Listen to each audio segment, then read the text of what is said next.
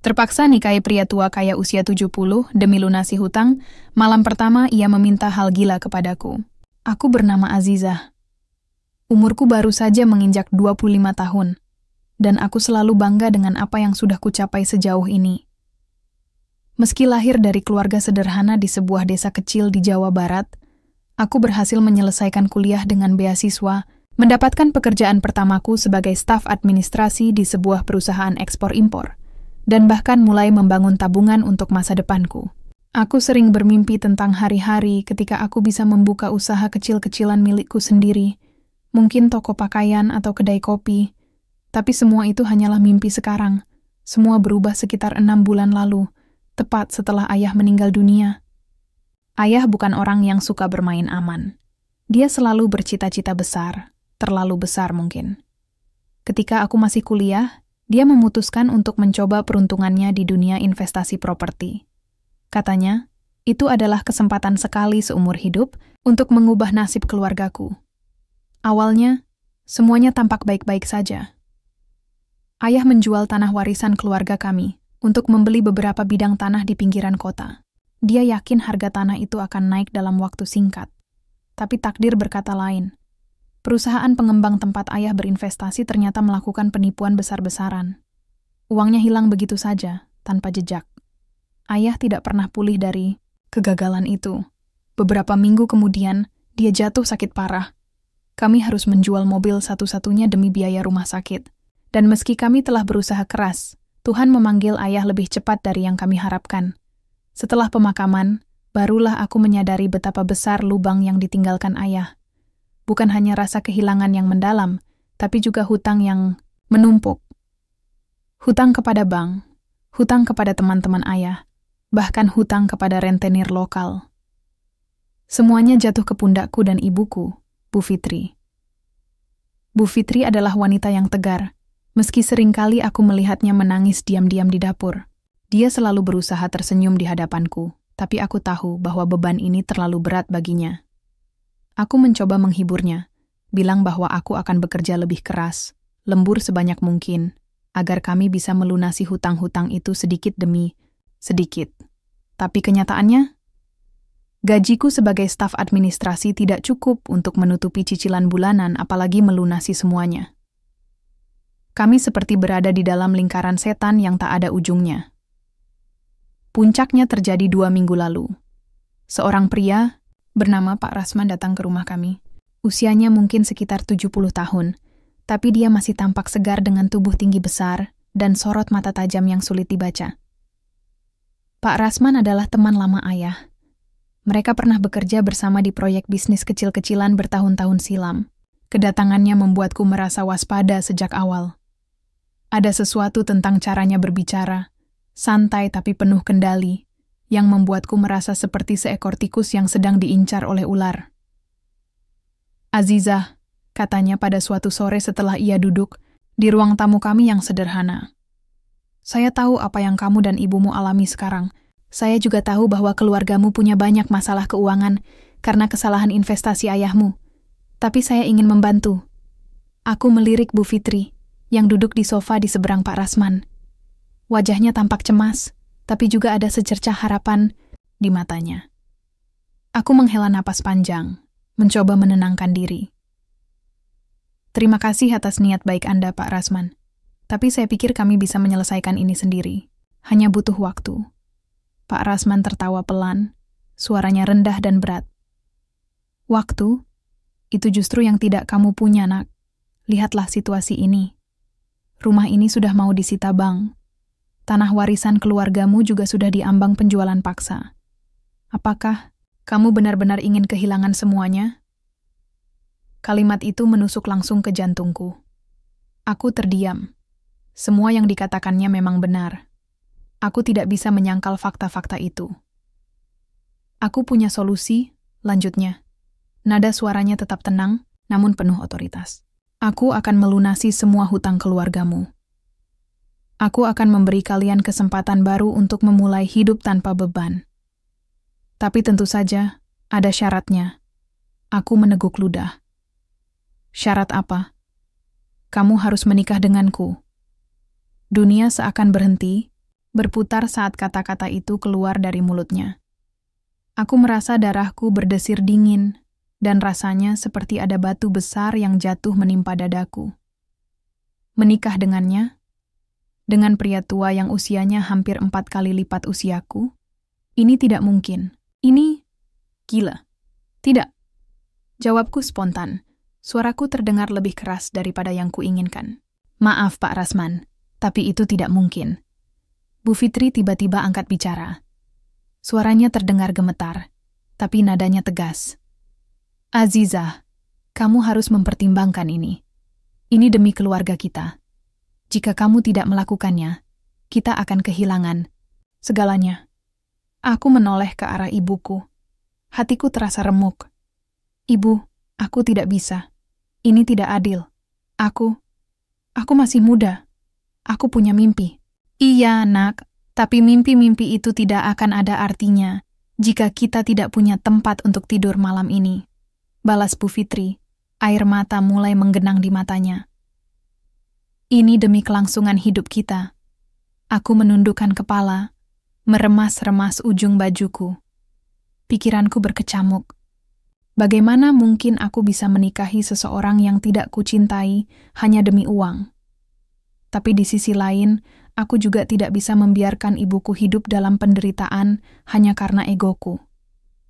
Apa yang harus kulakukan? Pak Rasman menyela keheningan dengan suara yang tenang namun tegas. Azizah, aku tahu ini sulit untukmu. Tapi ingatlah, ini bukan hanya soal uang. Ini soal memberi keluargamu kesempatan kedua. Kamu bisa melanjutkan hidupmu dengan tenang, tanpa harus khawatir tentang hutang atau masa depan ibumu. Aku menatapnya, mencoba membaca ekspresinya. Tapi wajahnya tetap datar, tanpa emosi yang jelas. Seperti topeng. Apa motivasi sebenarnya di balik tawarannya ini? Kenapa dia rela membayar hutang sebesar itu hanya untuk menikahiku? Ada sesuatu yang tidak ku mengerti di sini. Tapi aku tidak punya waktu untuk memikirkannya lebih dalam. Tekanan dari ibuku, ancaman penyitaan rumah, dan bayang-bayang kehidupan tanpa harapan membuatku merasa seperti terjebak di sudut tanpa jalan keluar. Akhirnya, setelah berjam-jam diskusi, atau lebih tepatnya argumen, yang melelahkan, aku menyerah. Aku mengangguk pelan, suaraku nyaris tak terdengar. Baiklah, Pak Rasman. Aku setuju. Bu Fitri langsung menangis lega, memelukku erat. Sedangkan Pak Rasman hanya tersenyum tipis, seolah-olah dia sudah tahu bahwa aku tidak punya pilihan lain. Malam, itu aku tidak bisa tidur. Hatiku dipenuhi oleh campuran rasa marah, putus asa, dan ketakutan. Aku merasa seperti kehilangan kontrol atas hidupku sendiri. Tapi satu hal yang pasti, aku tidak akan pernah melupakan hari ini. Hari ketika aku terpaksa mengorbankan impian dan harga diriku demi menyelamatkan keluargaku. Minggu-minggu setelah keputusanku untuk menikahi Pak Rasman, terasa seperti mimpi buruk yang tak kunjung berakhir. Aku tidak pernah membayangkan bahwa hidupku akan berubah sedrastis ini. Dari seorang wanita muda penuh harapan menjadi seseorang yang harus mengorbankan segalanya demi kelangsungan keluargaku. Setiap pagi, ketika aku bangun, rasanya seperti ada beban besar di dada yang membuatku sulit bernapas. Namun, aku tahu aku tidak punya pilihan lain. Aku sudah berjanji. Dan dalam budaya kami, janji adalah sesuatu yang tidak bisa diabaikan begitu saja. Pak Rasman tidak membuang-buang waktu. Begitu aku setuju dengan tawarannya, dia langsung mengatur segala sesuatunya dengan cepat dan efisien. Tidak sampai 2 minggu, semua dokumen pernikahan sudah siap, termasuk surat-surat pelunasan hutang keluarga kami. Hutang-hutang itu akhirnya lunas, tapi kemenangan ini terasa hampa bagiku. Bagaimana bisa merasa lega ketika harga yang harus kubayar adalah kebahagiaanku sendiri? Bu Fitri tampak lebih tenang sejak keputusan itu dibuat. Dia bahkan mulai tersenyum lagi, meski aku tahu senyum itu dipaksakan. Dia mencoba meyakinkanku bahwa ini adalah langkah terbaik, bahwa aku melakukan hal yang benar. Tapi setiap kali aku melihat matanya, aku bisa melihat rasa bersalah yang mendalam di sana. Ibu merasa telah memaksaku untuk mengambil keputusan ini. Mungkin dia benar. Tapi pada akhirnya, Aku juga yang mengatakan, "Ya."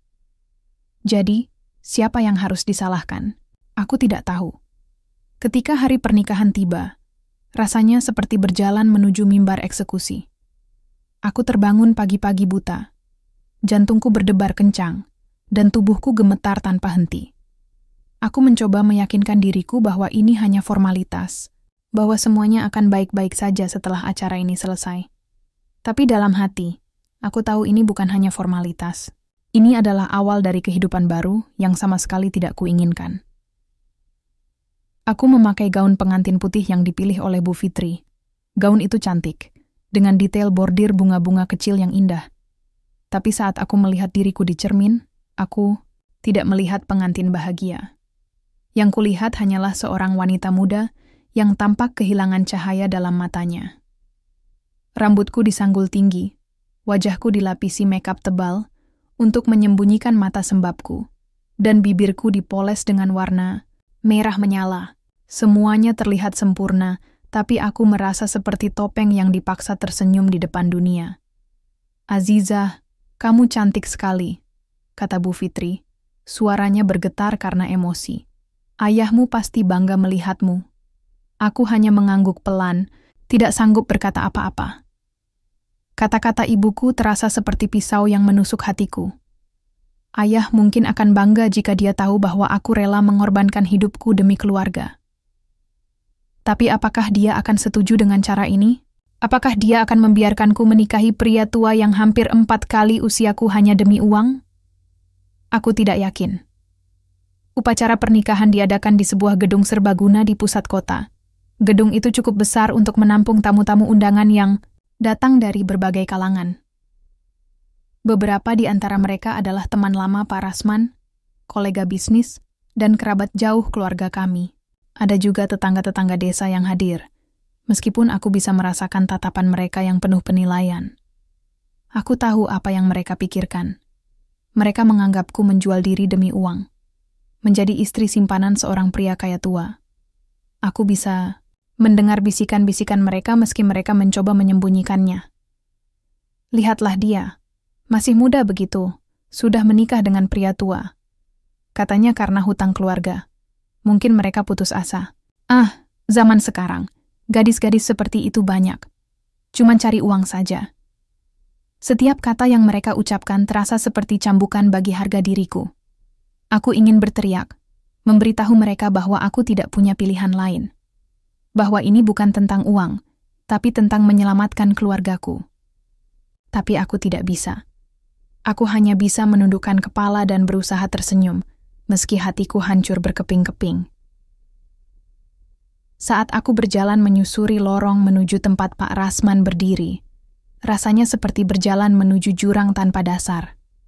Pak Rasman tampak rapi dalam setelan jas hitamnya. Wajahnya dingin, tanpa ekspresi apapun. Dia tidak tersenyum, tidak menunjukkan emosi apapun, seperti patung yang hanya ada di sana untuk menyelesaikan tugasnya. Matanya bertemu denganku sebentar, tapi tatapannya kosong, seolah-olah aku hanyalah objek transaksi yang sudah selesai dibayar. Akad nikah berlangsung singkat. Seorang ulama lokal memimpin prosesi dengan suara yang monoton. Ketika Pak Rasman mengucapkan ijab kabul, suaranya terdengar tegas dan dingin. Aku hanya bisa diam. Tanganku gemetar saat dia menyelipkan cincin emas ke jariku. Air mataku mulai menggenang, tapi aku berusaha keras menahannya. Aku tidak ingin menangis di depan semua orang.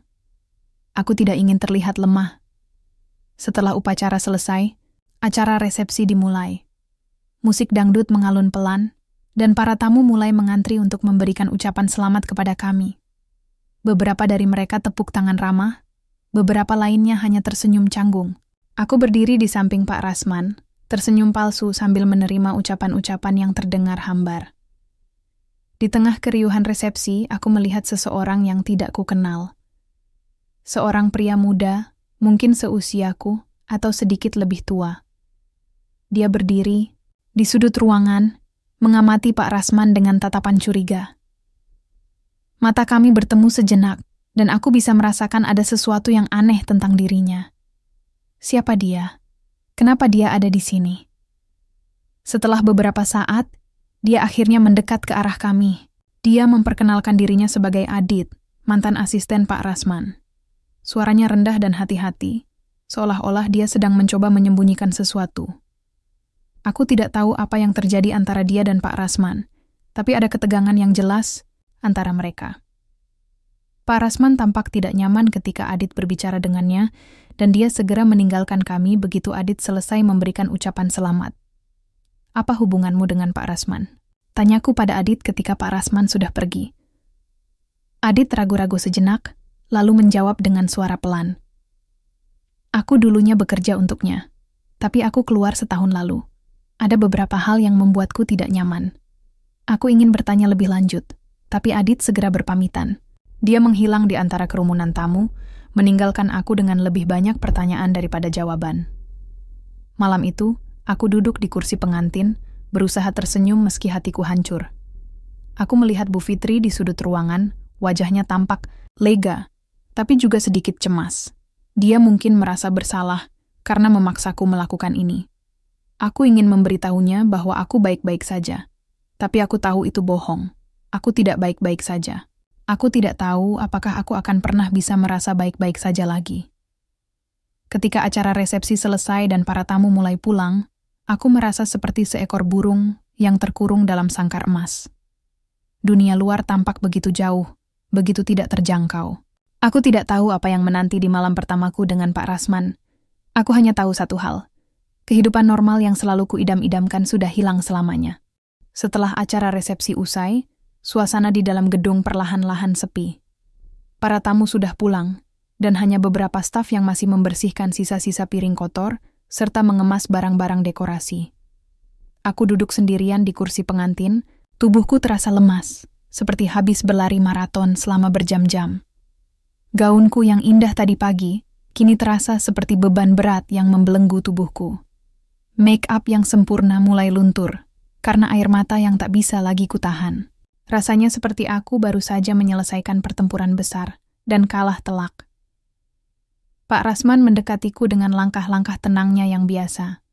Dia tidak tersenyum atau berkata apa-apa, hanya memberi isyarat agar aku mengikutinya ke mobil. Aku bangkit dari kursi dengan rasa enggan, kakiku terasa seperti timah berat yang sulit digerakkan. Kami menuju mobil mewahnya tanpa bicara sepatah kata pun. Suasana hening itu membuatku semakin gugup. Apa yang akan terjadi malam ini? Apakah dia akan berbicara padaku? Atau apakah dia hanya akan memperlakukanku sebagai objek transaksi yang harus dipenuhi? Perjalanan menuju rumah Pak Rasman terasa begitu panjang, meski sebenarnya hanya butuh waktu sekitar 20 menit. Dia tinggal di sebuah kompleks perumahan elit di pinggiran kota, tempat di mana setiap rumah tampak seperti istana mini dengan pagar tinggi dan halaman luas. Mobil melambat di depan salah satu rumah yang megah, dengan lampu-lampu temaram menyala di halaman depan. Aku merasa seperti orang asing yang masuk ke dunia yang sama sekali berbeda dari kehidupanku sebelumnya. Ketika kami masuk ke dalam rumah, aku langsung disambut oleh interior yang sangat mewah. Lantai marmer putih bersinar di bawah cahaya lampu kristal besar yang menggantung di langit-langit ruang tamu. Sofa kulit hitam, karpet tebal, lukisan abstrak mahal di dinding, semua detail itu menunjukkan betapa kaya dan berkuasanya pria yang sekarang menjadi suamiku. Tapi bagi mataku, semua kemewahan itu terasa dingin dan tanpa jiwa, seperti pemiliknya. Pak Rasman membawaku ke kamar utama di lantai 2. Kamar itu bahkan lebih besar daripada rumah keluargaku di desa. Tempat tidur king size dengan balutan spray, sutra putih mendominasi ruangan, dikelilingi oleh cermin besar dan meja rias yang penuh dengan botol-botol parfum mahal. Aku berdiri di tengah ruangan, tidak tahu apa yang harus dilakukan. Jantungku berdebar kencang, dan pikiran-pikiran buruk mulai berkecamuk di kepala. "Duduk," katanya akhirnya. Suaranya datar namun mengandung otoritas yang tidak bisa dibantah. Aku, menurut, duduk di tepi tempat tidur dengan tangan gemetar. Dia mengambil posisi di kursi di sudut ruangan, memandangiku dengan tatapan yang sulit dibaca. Selama beberapa detik, kami hanya diam. Hening itu terasa begitu menyesakan, seolah-olah udara di ruangan ini perlahan-lahan hilang. "Aku ingin kamu melakukan sesuatu untukku," katanya tiba-tiba, memecah keheningan. Aku menoleh cepat ke arahnya. Hatiku langsung berdegup lebih keras. Melakukan sesuatu? Maksud Bapak? Dia bangkit dari kursinya, berjalan mendekatiku dengan langkah pelan tapi mantap. Kemudian dia mengeluarkan sebuah amplop tebal dari dalam jasnya dan meletakkannya di atas meja rias. Aku ingin kamu mencari seseorang bernama Adit. Kamu ingat dia? Mantan asistenku. Aku mengangguk pelan, ingatan tentang pria muda itu di acara resepsi tadi siang muncul kembali di benakku. Iya, aku ingat. Kenapa, Pak? Adit mencuri sesuatu dariku. Dokumen penting yang bisa merusak reputasiku jika sampai jatuh ke tangan yang salah. Aku yakin dia masih ada di kota ini. Dan aku ingin kamu menjadi penghubung antara aku dan dia. Aku terperangah. Apa maksudnya? Mengapa dia memintaku untuk melakukan hal ini? Tapi kenapa aku? Kenapa Bapak tidak mencarinya sendiri? Pak Rasman tertawa pelan, suaranya rendah dan dingin. Karena aku percaya kamu lebih pintar daripada yang kamu tunjukkan. Lagi pula, Adit pasti tidak akan curiga padamu. Kamu bisa mendekatinya tanpa dia sadari bahwa kamu sedang bekerja untukku. Aku merasa seperti diseret ke dalam pusaran yang lebih besar daripada yang bisa kubayangkan. Ini bukan sekadar pernikahan kontrak atau pengorbanan finansial. Ada sesuatu yang gelap dan berbahaya di balik semua ini. Aku tidak tahu apa isi dokumen itu, tapi jelas bahwa itu memiliki nilai yang sangat penting bagi Pak Rasman. Dan sekarang, entah bagaimana, aku telah terlibat dalam skema ini. Kenapa aku harus melakukannya? Tanyaku. Suaraku bergetar. Ini bukan bagian dari kesepakatan kita. Pak Rasman mendekatiku hingga wajahnya hanya beberapa sentimeter dari wajahku. Napasku tercekat dan aku tidak bisa menahan diri untuk tidak gemetar. Karena kalau kamu tidak melakukannya, maka pernikahan ini tidak ada gunanya bagiku. Dan kau tahu apa artinya itu, kan? Hutang-hutang keluargamu akan kembali. Semua uang yang sudah kuberikan akan sia-sia. Ancaman itu langsung menusuk jantungku. Aku tidak bisa membiarkan ibuku kembali ke kehidupan yang penuh tekanan dan ketidakpastian. Aku tidak bisa membiarkan semua pengorbananku selama ini menjadi sia-sia. Tapi di sisi lain, aku juga tidak ingin terlibat dalam sesuatu yang berpotensi berbahaya. Apa yang harus kulakukan? Aku akan memikirkannya, jawabku akhirnya. Suaraku nyaris tak terdengar. Pak Rasman mengangguk singkat, lalu meninggalkan kamar tanpa berkata apa-apa lagi. Aku duduk di tepi tempat tidur, otakku berputar-putar mencoba mencerna apa yang baru saja terjadi. Malam pertamaku sebagai istri Pak Rasman ternyata bukan tentang romantisme atau intimasi, melainkan tentang permintaan aneh yang mengancam segala sesuatu yang telah kucapai. Esok harinya, aku mencoba mencari informasi tentang Adit. Aku ingat bahwa dia menyebutkan sesuatu tentang hal-hal yang membuatnya tidak nyaman saat kami bertemu di resepsi. Apa hubungannya dengan dokumen yang dimaksud Pak Rasman? Dan apa isi dokumen itu sehingga membuatnya begitu berharga? Selama beberapa hari berikutnya, aku mulai menyelidiki secara diam-diam. Aku mengunjungi beberapa tempat yang sering dikunjungi, Adit berdasarkan informasi dari orang-orang di sekitar Pak Rasman. Aku bahkan berhasil menemukan nomor teleponnya dan mengirimkan pesan singkat untuk mengajak bertemu. Awalnya, dia ragu-ragu, tapi akhirnya dia setuju. Kami bertemu di sebuah kedai kopi kecil di pinggir kota. Adit tampak waspada, matanya terus memindai sekeliling seperti mencari tanda-tanda bahaya. "Kenapa kamu menghubungiku?" Tanyanya langsung ketika kami duduk. Aku menghela napas dalam-dalam, mencoba mencari kata-kata yang tepat. Aku butuh bantuanmu tentang Pak Rasman." Wajah Adit langsung berubah tegang. "Jadi, kamu juga bekerja untuknya sekarang?" "Tidak," jawabku cepat. "Tidak seperti itu. Dengarkan aku, Adit. Aku tidak punya pilihan lain. Aku harus membantu keluargaku. Tapi aku juga ingin tahu apa yang sebenarnya terjadi. Apa yang kamu ambil darinya?" Adit terdiam beberapa saat, lalu mengeluarkan sebuah flash disk kecil dari sakunya. Ini adalah dokumen korupsi besar-besaran yang melibatkan Pak Rasman dan beberapa pejabat tinggi. Jika dokumen ini bocor ke publik, reputasi mereka akan hancur. Itu sebabnya dia sangat menginginkannya kembali. Aku menatap flash disk itu dengan ngeri. Jadi, inilah alasan mengapa Pak Rasman begitu putus asa untuk mendapatkannya kembali. Korupsi, skandal besar, dan sekarang, tanpa disadari, aku telah terjerat di dalamnya. Apa yang akan kamu lakukan? Tanyaku pelan. Adit menatapku dengan intens. Aku akan menjatuhkannya, tapi aku tidak bisa melakukannya sendiri. Aku butuh seseorang yang bisa masuk ke dalam lingkarannya. Seseorang seperti kamu. Aku merasa seperti berada di persimpangan jalan. Di satu sisi, aku bisa saja menyerahkan flash disk itu kepada Pak Rasman dan melupakan semuanya. Tapi di sisi lain, ini adalah kesempatan untuk melawan sistem yang telah menindas banyak orang, termasuk keluargaku. Aku tidak tahu apa yang harus kulakukan, tapi satu hal yang pasti. Hidupku tidak akan pernah sama lagi setelah ini. Setelah pertemuan dengan Adit, hidupku berubah menjadi medan perang yang penuh ketegangan dan keputusan sulit. Aku tidak bisa tidur nyenyak lagi. Setiap kali aku memejamkan mata, bayangan-bayangan suram tentang skandal korupsi, ancaman Pak Rasman, dan masa depan keluargaku terus menghantuiku. Aku merasa seperti penari dalam tali-tali boneka, dipaksa untuk melakukan gerakan-gerakan yang tidak ku mengerti demi bertahan hidup. Tapi satu hal yang jelas, aku tidak bisa mundur sekarang. Adit memberiku waktu seminggu untuk memutuskan apakah aku akan membantunya atau tidak. Dia bilang, ini adalah kesempatan langka untuk melawan sistem yang telah menindas banyak orang, termasuk keluargaku. Di sisi lain, aku juga tahu bahwa jika Pak Rasman mengetahui apa yang sedang kulakukan, dia tidak akan ragu untuk menghancurkan segalanya, termasuk hutang-hutang keluargaku yang sudah dilunasi. Jadi, aku harus sangat hati-hati. Aku mulai menyelidiki lebih dalam tentang siapa sebenarnya Pak Rasman. Dia bukan hanya pengusaha sukses biasa, seperti yang diceritakan semua orang. Dia adalah pemain besar di dunia bisnis bawah tanah, dengan jaringan luas yang mencakup politisi, pejabat tinggi, bahkan mafia lokal.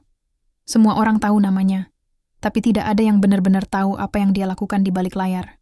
Dengan bantuan Adit, aku mulai mengumpulkan informasi kecil-kecilan dari percakapan teleponnya, dokumen-dokumen yang dia tinggalkan di meja kerjanya, bahkan dari obrolan santai para tamunya sewaktu makan malam.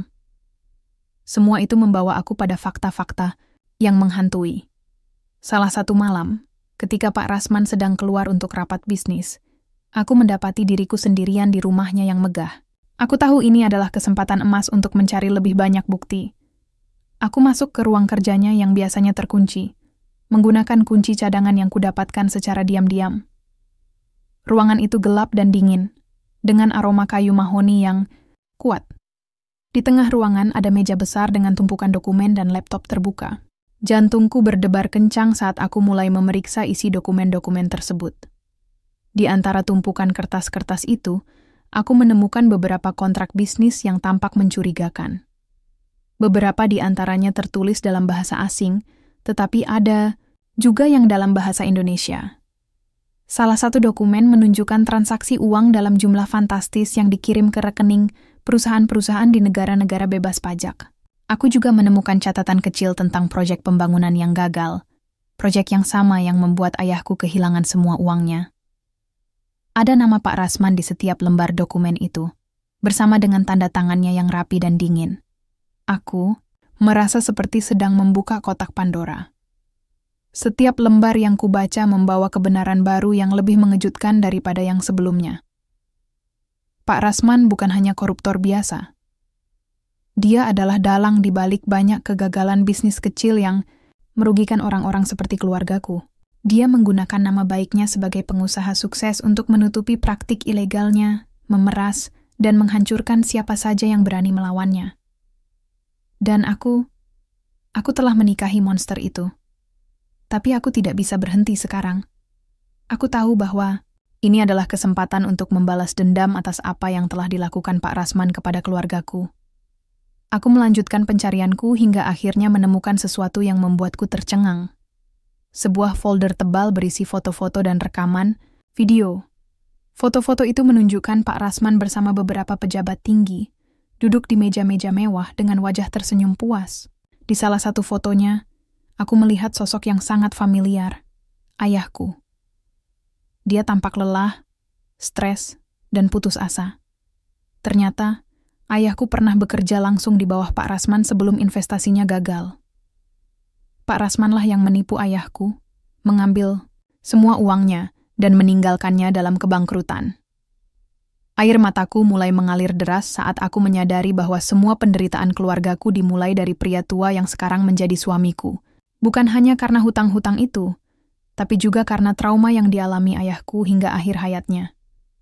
Aku tidak bisa membiarkan Pak Rasman lolos begitu saja.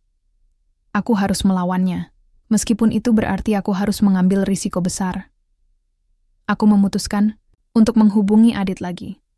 Kali ini, aku yakin bahwa aku ingin membantunya. Kami bertemu di tempat yang sama, kedai kopi kecil di pinggir kota. Aku membawa salinan dokumen-dokumen yang kudapatkan dari ruang kerja Pak Rasman, serta foto-foto yang menunjukkan keterlibatannya dalam skandal korupsi. Adit tampak sangat terkejut ketika melihat semua bukti itu.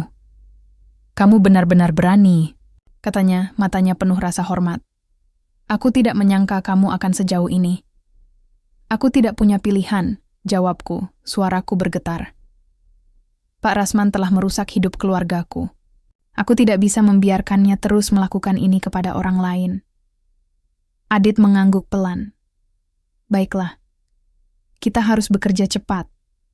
Dokumen-dokumen ini bisa menjadi senjata utama kita untuk menjatuhkannya. Tapi kita harus hati-hati. Dia memiliki banyak orang yang bisa melacak kita jika kita tidak bergerak dengan benar." Kami mulai merencanakan strategi. Adit memiliki kontak dengan seorang jurnalis investigasi ternama yang bersedia membantu menyebarkan dokumen-dokumen ini ke publik.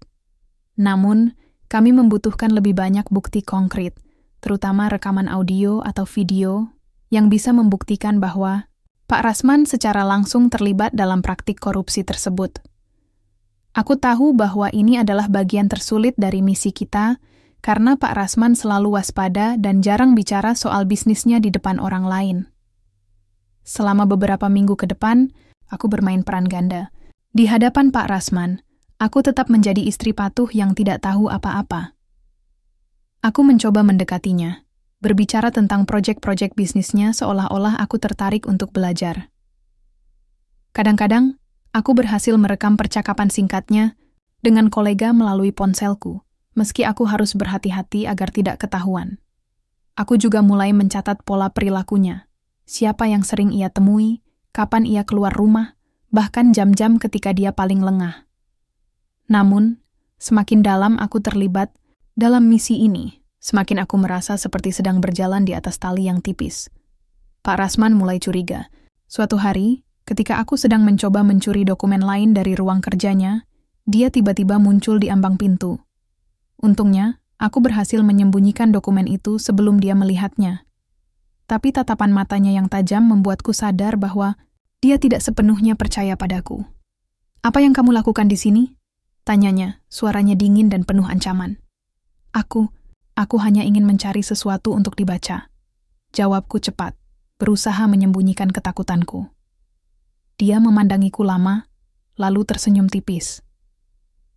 "Jangan lupa, Azizah, kamu ada di sini karena aku. Jangan coba-coba melupakan itu." Kalimat itu seperti pisau yang menusuk langsung ke jantungku. Aku tahu bahwa dia sedang mengingatkanku akan posisiku, bahwa aku tidak punya pilihan lain selain mematuhinya. Tapi aku juga tahu bahwa aku tidak bisa menyerah sekarang. Aku harus terus berjuang, meskipun itu berarti aku harus menghadapi risiko besar. Malam itu, ketika aku kembali ke kamarku, aku merasa seperti seekor burung yang terperangkap dalam sangkar besi. Aku tahu bahwa aku sedang bermain api, dan satu kesalahan kecil bisa menghancurkan segalanya. Tapi di balik semua ketakutan, itu ada satu hal yang memberiku kekuatan. Aku tidak lagi merasa seperti korban. Aku sedang berjuang untuk keadilan, untuk keluargaku, dan untuk semua orang yang pernah dirugikan oleh Pak Rasman. Esok harinya, aku bertemu Adit lagi. Kami membahas rencana terakhir untuk menjatuhkan Pak Rasman. Aku tahu bahwa ini adalah langkah paling berbahaya yang pernah kulakukan. Tapi aku juga tahu bahwa ini adalah satu-satunya cara untuk membebaskan diriku dari jeratannya. Aku harus melakukannya. Untuk ayahku, untuk ibuku, dan untuk diriku sendiri. Hari-hari terakhir sebelum rencana kami beraksi terasa seperti detik-detik menjelang ledakan bom waktu. Aku tahu bahwa ini adalah pertaruhan besar, mungkin yang terbesar dalam hidupku. Jika aku berhasil, Pak Rasman akan jatuh, dan kebenaran tentang semua kejahatannya akan terungkap ke publik. Tapi jika aku gagal, aku tidak berani membayangkan apa yang akan terjadi. Hidupku, keluargaku, bahkan Adit sendiri bisa hancur oleh kemarahan pria tua itu. Adit dan aku sudah menyiapkan semuanya dengan sangat hati-hati. Dokumen-dokumen yang kudapatkan dari ruang kerja Pak Rasman, rekaman audio percakapan bisnisnya, serta flash disk yang dibawa Adit, telah disusun menjadi satu paket lengkap yang siap untuk diberikan kepada jurnalis investigasi ternama bernama Mas Rendra. Dia adalah salah satu wartawan paling berpengaruh di negara ini, dikenal karena keberaniannya mengungkap skandal-skandal besar tanpa pernah gentar. Adit meyakinkanku bahwa Mas Rendra adalah orang yang tepat untuk menyebarkan informasi ini ke seluruh dunia. Namun, ada satu hal penting yang masih kurang. Bukti langsung yang melibatkan Pak Rasman secara personal. Semua dokumen dan rekaman yang kami miliki memang kuat, tapi mereka belum cukup untuk membuatnya diadili secara hukum. Kami membutuhkan sesuatu yang lebih konkret.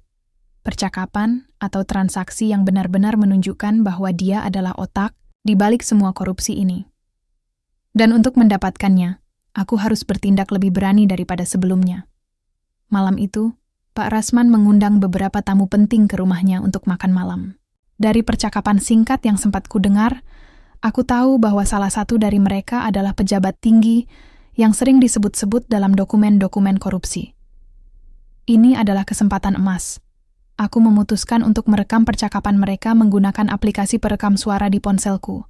Aku mencoba bersikap biasa saja, melayani para tamu dengan senyum palsu, sambil diam-diam memastikan bahwa ponselku tetap aktif di sakuku. Setelah makan malam, Pak Rasman membawa para tamunya ke ruang kerjanya untuk melanjutkan pembicaraan. Aku pura-pura membersihkan meja makan agar bisa mendekat ke pintu ruang kerja, cukup dekat untuk mendengar suara mereka tanpa terlihat mencurigakan. Awalnya, percakapan mereka tampak biasa saja, tentang cuaca, politik, dan isu-isu ekonomi. Tapi lama-kelamaan, obrolan mulai bergeser ke topik yang lebih sensitif. Proyek di wilayah timur sudah berjalan lancar, kata salah satu tamu, suaranya rendah tapi terdengar jelas. Tapi kita masih butuh persetujuan resmi dari departemen agar tidak ada masalah. Serahkan padaku, jawab Pak Rasman dengan nada tenang namun otoritatif. Aku sudah bicara dengan direktur utama. Semua dokumen akan diproses minggu depan. Yang penting, uangnya sudah masuk ke rekening kita. Aku menahan napas, jantungku berdebar keras. Inilah bukti yang kami butuhkan. Aku terus merekam percakapan. Mereka berharap tidak ada yang menyadari kehadiranku di luar pintu. Mereka melanjutkan diskusi tentang proyek-proyek lain yang melibatkan suap dan manipulasi data. Setiap kata yang mereka ucapkan adalah konfirmasi atas kecurigaan kami selama ini. Namun, takdir sepertinya tidak ingin memberiku kemudahan. Saat aku sedang fokus merekam, salah satu pelayan datang dari arah belakang dan hampir menabrakku. Ponselku jatuh dari sakuku, dan suara dentingan plastiknya menarik perhatian semua orang di ruangan itu. Aku cepat-cepat mengambil ponselku, tapi sudah terlambat. Pak Rasman keluar dari ruang kerjanya. Matanya menyipit ketika melihatku. "Apa yang kamu lakukan di sini?" Tanyanya dingin. Nada suaranya menusuk seperti belati. Aku hanya ingin memastikan semuanya beres," jawabku. Mencoba tersenyum. Tenang meski jantungku berdegup kencang. "Maaf, kalau aku mengganggu." Dia melangkah mendekatiku, tatapannya tajam seperti elang yang sedang memburu mangsa. "Berikan ponselmu." Aku merasa tubuhku membeku. Tidak ada cara untuk mengelak sekarang. Jika dia memeriksa ponselku, dia pasti akan menemukan rekaman percakapan mereka. Aku harus berpikir cepat. Dengan tangan gemetar, aku memberikan ponselku padanya. Dia membuka aplikasi perekam suara dan menemukan file rekaman yang baru saja kubuat. Wajahnya langsung berubah murka. Jadi begini caranya kamu membalas budi baikku, Azizah? Katanya dengan suara rendah penuh ancaman. Kamu pikir aku tidak tahu apa yang sedang kamu lakukan? Para tamunya mulai meninggalkan ruangan, wajah berdetak-detak. Aku tahu bahwa mereka tidak ingin terlibat lebih jauh dalam situasi ini. Aku hanya bisa menundukkan kepala, mencoba menahan air mata yang mulai menggenang di mataku. Aku akan menghancurkanmu, lanjutnya. Suaranya dingin seperti es. Dan keluargamu juga. Hutang-hutang itu akan kembali, dan kalian akan kehilangan segalanya. Lagi. Aku merasa seperti seekor tikus yang terperangkap di sudut tanpa jalan keluar. Semua usahaku selama ini tampak sia-sia. Tapi tepat ketika aku merasa putus asa, Adit tiba-tiba muncul di ambang pintu. Dia berdiri tegak, wajahnya penuh tekad. Azizah tidak sendirian, Pak Rasman, katanya dengan suara tegas. Kami sudah menyerahkan semua bukti kepada media. Besok pagi, semua orang akan tahu siapa Anda sebenarnya. Pak Rasman tertegun sejenak, lalu tertawa sinis. Kalian pikir ini akan menghentikanku? Aku punya pengaruh di mana-mana. Aku bisa membeli siapa saja. Kali ini tidak, balas Adit. Mas Rendra sudah memiliki salinan dokumen dan rekaman audio. Bahkan jika Anda bisa menutup satu media, ada ratusan yang lain siap menyebarkan cerita ini. Ekspresi Pak Rasman berubah suram. Untuk pertama kalinya, aku melihat ketakutan di matanya. Dia tahu bahwa kali ini dia tidak bisa kabur begitu saja. Skandal ini terlalu besar untuk ditutupi. Beberapa jam kemudian, berita tentang korupsi Pak Rasman mulai menyebar luas di media sosial dan portal berita nasional. Nama Pak Rasman menjadi trending topik di seluruh platform, disertai dengan bukti-bukti yang tidak bisa dibantah. Para koleganya mulai menjauh, dan beberapa di antaranya bahkan memberikan pernyataan untuk melindungi diri mereka sendiri. Otoritas hukum segera turun tangan, dan Pak Rasman ditangkap di rumahnya keesokan harinya. Saat polisi membawanya pergi, dia menatapku dengan mata penuh kemarahan. Kamu akan menyesal telah melakukan ini, Azizah, katanya dingin. Aku tidak menjawab. Aku hanya menatapnya dengan perasaan lega yang sulit dijelaskan. Meskipun aku tahu bahwa ini bukan akhir dari perjuanganku, setidaknya aku sudah berhasil menyingkirkan monster yang selama ini menindas keluargaku. Namun, kemenangan ini tidak datang tanpa harga. Hubunganku dengan Bu Fitri semakin tegang. Dia tidak tahu sepenuhnya apa yang kulakukan selama ini, dan aku tidak yakin apakah dia akan bisa menerimanya. Aku juga harus memperbaiki reputasiku di mata masyarakat, yang mungkin masih menganggapku sebagai wanita muda yang menjual diri demi uang. Tapi aku tahu bahwa aku telah melakukan hal yang benar. Aku telah berdiri untuk keadilan, meskipun itu berarti mengorbankan harga diriku. Esok harinya, Adit datang ke rumahku. Dia membawa berkas-berkas kompensasi finansial yang diberikan oleh pemerintah setelah aset Pak Rasman disita. Uang itu cukup untuk melunasi hutang keluarga kami dan bahkan memulai hidup baru. Aku berterima kasih padanya, tapi aku tahu bahwa ini bukan akhir dari cerita kami. Ada banyak hal yang harus diperbaiki, banyak luka yang harus disembuhkan. Kita sudah berhasil, Azizah, katanya pelan. Tapi perjalanan kita belum selesai. Ada banyak orang lain yang membutuhkan bantuan. Aku mengangguk, tersenyum tipis. Aku tahu bahwa aku tidak bisa berhenti sekarang. Aku harus terus berjuang untuk diriku sendiri, untuk keluargaku, dan untuk semua orang yang pernah dirugikan oleh sistem yang korup. Hari-hari setelah penangkapan Pak Rasman terasa seperti perjalanan panjang menuju penyembuhan. Aku tidak bisa berkata bahwa semuanya langsung menjadi mudah atau indah, karena luka yang ditinggalkan oleh semua ini begitu dalam. Tapi aku merasakan sesuatu yang baru, sesuatu yang belum pernah kurasakan sejak kepergian ayah, harapan. Setelah skandal Pak Rasman mencuat ke publik, hidup kami berubah drastis. Media meliput segalanya, dari bisnis korupnya hingga cara dia memanfaatkan orang-orang di sekitarnya untuk memperkaya diri sendiri. Namaku sering disebut-sebut sebagai salah satu korban utama dari praktiknya yang manipulatif. Meskipun banyak yang masih menghakimiku karena menikahi pria tua demi uang, ada juga yang mulai memahami bahwa aku tidak punya pilihan lain saat itu. Aku hanya seorang gadis muda yang mencoba menyelamatkan keluargaku dari jurang kehancuran. Bu Fitri, ibuku, adalah salah satu orang yang butuh waktu lebih lama untuk memahami apa yang kulakukan. Awalnya, dia sangat marah ketika mengetahui bahwa aku telah merekam percakapan Pak Rasman dan bekerja sama dengan Adit. Dia takut akan risiko yang harus kutanggung jika rencana itu gagal. Tapi setelah melihat hasilnya, setelah melihat bagaimana Pak Rasman akhirnya mendapatkan balasan atas semua kejahatannya, dia mulai melunak. Suatu malam ketika kami duduk berdua di ruang tamu yang sederhana, dia memegang tanganku erat-erat. "Azizah," katanya pelan, suaranya bergetar. "Ibu minta maaf karena selalu memaksamu untuk melakukan hal-hal yang tidak kamu inginkan. Kamu sudah berkorban begitu banyak demi keluarga ini." Aku menatap matanya yang basah oleh air mata. Hatiku terasa hangat meski masih ada sedikit rasa sakit tersisa. "Ibu, aku juga minta maaf. Aku tahu keputusan ini sulit bagi ibu. Tapi aku ingin ibu tahu, aku tidak menyesal. Aku hanya ingin kita bisa hidup tanpa rasa takut lagi." Dia memelukku erat, dan untuk pertama kalinya dalam waktu yang lama, aku merasa lega. Kami bukan keluarga sempurna, tapi kami memiliki satu sama lain.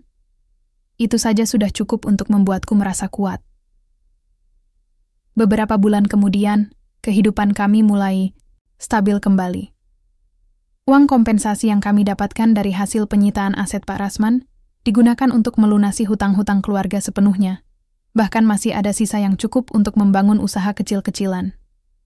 Dengan bantuan Adit, aku memutuskan untuk membuka sebuah toko pakaian di pusat kota.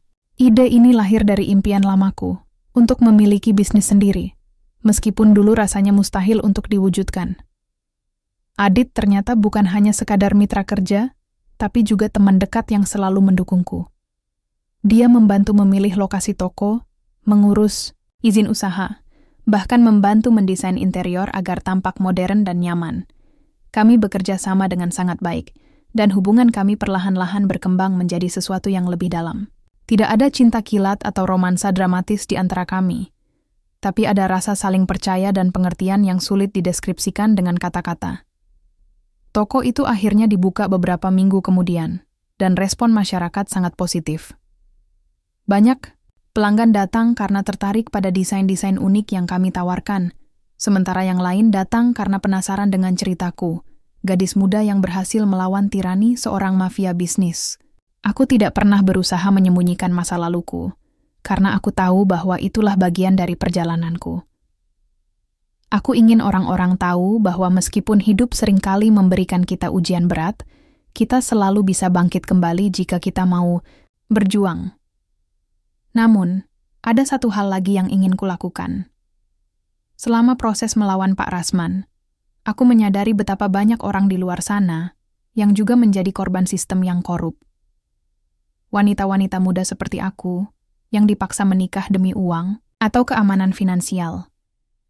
Keluarga-keluarga kecil yang bangkrut karena tipu daya para pemain besar. Mereka semua butuh bantuan, tapi seringkali tidak tahu kemana harus mencari dukungan.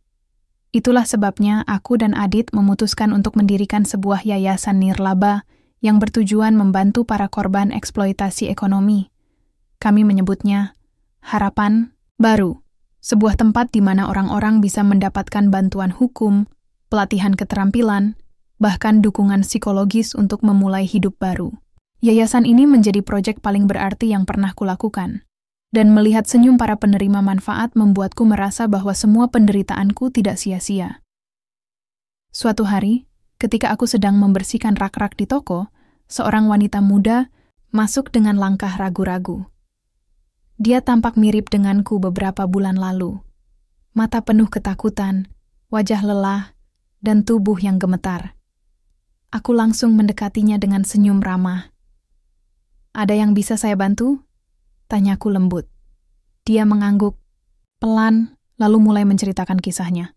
Dia adalah korban pinjaman online ilegal yang membuat keluarganya terlilit hutang besar.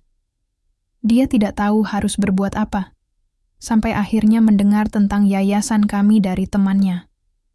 Aku mendengarkannya dengan penuh perhatian, lalu memberinya informasi tentang program bantuan hukum yang kami sediakan. Saat dia pergi dengan wajah yang sedikit lebih tenang, aku merasa seperti melihat bayanganku sendiri di masa lalu. Aku tahu bahwa perjalanan ini tidak akan mudah baginya, tapi aku juga tahu bahwa dia tidak sendirian. Ada orang-orang yang peduli, yang siap membantunya melewati badai ini. Malam itu, aku duduk di teras rumah sambil menatap langit malam yang penuh bintang. Pikiranku melayang ke semua peristiwa yang telah kulalui, dari hari-hari kelam ketika ayah meninggal dunia, hingga momen ketika aku berhasil menjatuhkan Pak Rasman. Semua itu membentukku menjadi orang yang lebih kuat, lebih berani, dan lebih berempati. Aku tidak lagi merasa seperti korban. Aku merasa seperti pejuang. Adit datang dan duduk di sampingku, membawa 2 cangkir teh hangat. "Kenapa diam saja?" tanyanya sambil tersenyum. "Aku hanya sedang memikirkan perjalanan kita," jawabku pelan. "Semua yang sudah kita lalui, semua yang sudah kita capai. Kadang-kadang, aku masih tidak percaya bahwa kita berhasil." Adit mengangguk, lalu menggenggam tanganku. Kita berhasil karena kita tidak menyerah, karena kita memilih untuk berdiri dan melawan. Aku tersenyum, hatiku dipenuhi oleh rasa syukur yang mendalam. Ya, kami memang berhasil. Dan meskipun jalan ke depan masih panjang, aku tahu bahwa aku tidak akan pernah berhenti berjuang. Untuk diriku sendiri, untuk keluargaku, dan untuk semua orang yang membutuhkan harapan baru. Esok paginya, aku bangun dengan semangat yang baru. Hari ini adalah hari lain untuk berjuang, untuk memberi, dan untuk hidup. Aku tidak tahu apa yang akan terjadi di masa depan, tapi aku yakin bahwa aku akan selalu menemukan kekuatan untuk terus maju. Karena pada akhirnya, hidup bukan tentang seberapa keras badai yang kita hadapi.